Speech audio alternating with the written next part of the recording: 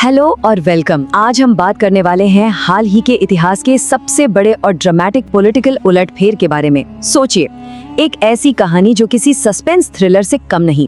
तमिलनाडु चुनाव के नतीजे कुछ ऐसे ही रहे हैं और इस पूरी कहानी को डेटा के जरिए डिकोड करना बहुत दिलचस्प होने वाला है। अब यहाँ सबसे बड़ा सवाल ये उठता है कि क्या एक सिनेमा का सुपरस्टार सच में रियल वर्ल्ड पॉलिटिक्स की इस निर्मम और टफ स्क्रिप्ट में महारत हासिल कर सकता है। मतलब पर्दे पर तो हीरो हमेशा जीतता है, राइट? पर क्या असल जिंदगी की पॉलिटिक्स में ऐसा होता है? चलिए सीधे फैक्ट्स पर नजर डालते हैं और इस राजनीतिक भूचाल को अच्छे से समझते हैं। तो शुरुआत करते हैं इस रियल लाइफ पॉलिटिकल ब्लॉकबस्टर से। सिर्फ 2 साल पुरानी पार्टी टीवी के यानी तमिलनाडु विक्ट्री पार्टी ने 50 साल के द्रविडियन एकाधिकार को एक ही झटके में हिला के रख दिया। कुल 234 सीटों में से टीवीके ने सीधे 108 सीटें अपने नाम कर लीं और पावर में बैठी डीएमके वो सिर्फ 59 सीटों पर सिमट गई। और सबसे बड़ा शॉकर पता है क्या था?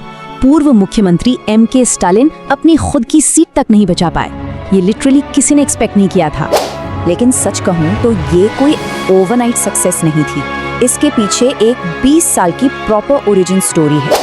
अगर आप ध्यान से देखें तो 1990s के दशक में एक सीधे साधे सॉफ्ट रोमांटिक हीरो से लेकर 2012 के बाद कथी और मर्सल जैसी फिल्मों में सिस्टम से लड़ने वाले एंग्री यंग मैन तक विजय ने अपने ब्रांड को बहुत ही केयरफुली इवॉल्व किया और फिर 2024 में आकर अपनी पॉलिटिकल पार्टी टीवीके को ऑफिशियली लॉन्च किया। ये महज कोई इत्तेफाक नहीं था, ये एक बहुत ही वेल प्लान्ड स्क्रिप्ट थी। अब इस पूरी स्ट्रैटेजी की जान देखिए, 85,000। ये कोई छोटा नंबर नहीं है। पूरे तमिलनाडु में विजय के 85,000 से ज्यादा फैन क्लब्स थे और उन्होंने क्या किया? इन फैन क्लब्स को बहुत ही स्मार्टली एक ग्राउंड लेवल पॉलिटिकल मशीन में कन्वर्ट कर दिया। इन्हीं डेडिकेटेड फैंस ने हर गली, हर मोहल्ले में जाकर पार्टी के लिए एक सॉलिड बेस तैयार किया। और इन सब का असर क्या हुआ? मर्सल और सरकार जैसी फिल्मों के एंटी एस्टैब्लिशमेंट मैसेज ने रियल लाइफ में अपना जादू चला दिया।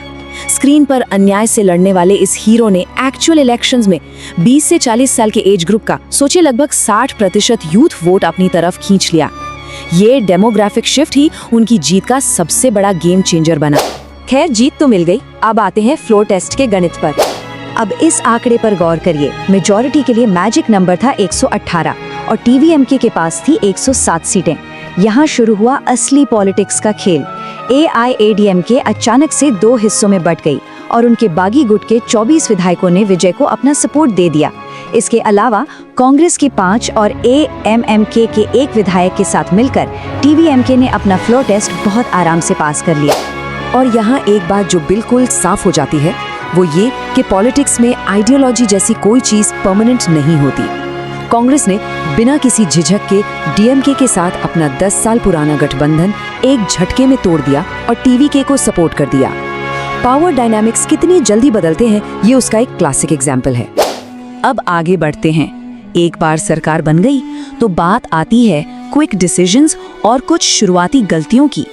पावर में आते ही टीवीके सरकार ने फटाफट पॉपुलिस्ट फैसले लेने शुरू कर दिए। मतलब शपथ लेते ही स्कूलों और मंदिरों के पास लगभग 750 से ज्यादा शराब की दुकानें बंद करवा दी, 200 यूनिट फ्री बिजली अप्रूव कर दी, विमेन सेफ्टी फोर्स और एंटी नारकोटिक्स यूनिट बना दी। यहाँ तक कि श्रीलंका से 54 मछुआरों की रिहाई के लिए अपील भी कर दी। ये दिखाता है कि वो डे 1 से ही एक्शन में दिखना चाहते थे। लेकिन सब कुछ इतना स्मूथ भी नहीं था। एक बहुत बड़ी कंट्रोवर्सी तब हुई जब नए मुख्यमंत्री ने पद संभालते ही अपने पर्सनल ज्योतिषी को, जी हाँ, अपने एस्ट्रोलॉजर को ओएसडी यानी ऑफिसर ऑन स्पेशल ड्यूटी बना दिया। जाहिर है ऑपोजिशन और सहयोगियों ने हंगामा खड़ा कर दिया।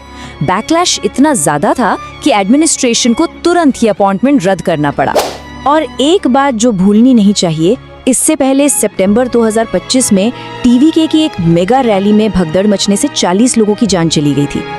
इस ट्रेजेडी ने पार्टी के क्राइसिस मैनेजमेंट और ऑपरेशंस पर शुरू से ही बहुत सीरियस सवाल खड़े कर दिए थे। गवर्नेंस सिर्फ रैलियां करने तक लिमिटेड नहीं होता, वहां लोग आपसे जवाबदेही मांगते हैं। और अब बात करते हैं सबसे क्रिटिकल पॉइंट की, इन फ्रीबीज यानी मुफ्त की योजनाओं की असल कीमत क्या है। टीवीके के मैनिफेस्टो को देखकर किसी का भी अट्रैक्ट होना लाजमी है। 60 साल से कम उम्र की महिलाओं को 2500 रुपए हर महीने, हर परिवार को 25 लाख तक का health cover, 6 free gas cylinder और अनएम्प्लॉयड ग्रेजुएट्स को 4000 रुपए महीना। ये लिस्ट लंबी भी है और काफी अपीलिंग भी, जिसने डेफिनेटली वोटर्स को भारी संख्या में अपनी ओर खींचा। पर असली चैलेंज अब सामने आता है। जरा इस नंबर पे गौर करिए, 10 लाख करोड़ रुपए। ये वो टोटल कर्ज है जो स्टेट पर पहले से ही लदा हुआ है। इन महत्वाकांक्षी वेलफेयर स्कीम्स को चलाना इस पहाड़ जैसे कर्जे के बोझ तले बिल्कुल भी आसान नहीं होने वाला। अगर हम स्टेट के फाइनेंसेस को थोड़ा डीपली समझे तो तमिलनाडु की टोटल इनकम लगभग 3.32 लाख करोड़ है और खर्चा ऑलरेडी 4.39 लाख करोड़ पर है। और इन नई मुफ्त योजनाओं का एस्टिमेटेड बिल 1 लाख करोड़ रुपए अलग से। पता है इसका क्या मतलब है? ये नई योजनाएं स्टेट के पूरे बजट का करीब 1/3 हिस्सा अकेले खा जाएंगी। अब आप ही सोचिए, नए मुख्यमंत्री इस इकोनॉमिक बैलेंस को कैसे मेंटेन करेंगे? तो अपने आखिरी पॉइंट पर आते हैं। इस रियल वर्ल्ड पॉलिटिक्स में सर्वाइव करना पूर्व मुख्यमंत्री एम.के. स्टालिन का एक बहुत ही पावरफुल स्टेटमेंट है।